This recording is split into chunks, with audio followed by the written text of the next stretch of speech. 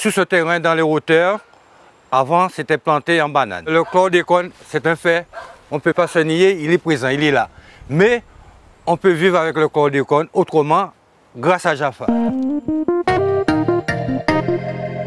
Des familles volontaires qui ont des jardins pollués par la chlordécone se sont mobilisées, rassemblées et ont participé à une réflexion avec l'INRA pour mettre en place des solutions pratiques sur leur jardin, donc des techniques d'élevage ou des techniques de culture qui leur permettent de se préserver de la chlordécone.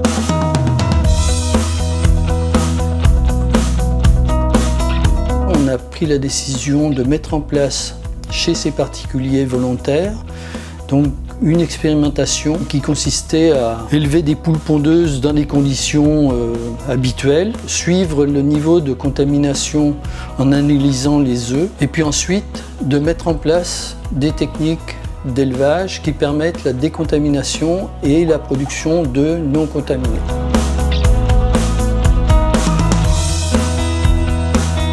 Ici, par exemple, nous sommes chez une famille bénévole qui a un jardin faiblement pollué, mais qui a accepté de participer à l'expérimentation en mettant en place dans son jardin un poulailler hors sol. Et on s'est rendu compte que très rapidement, le niveau de contamination diminuait dans les œufs, mais donc aussi dans les poules en fait, et qu'au bout de un mois, entre un mois et demi, on était proche des limites de détection. Donc au bout d'un mois et demi, en gros, on pouvait consommer les œufs en toute tranquillité.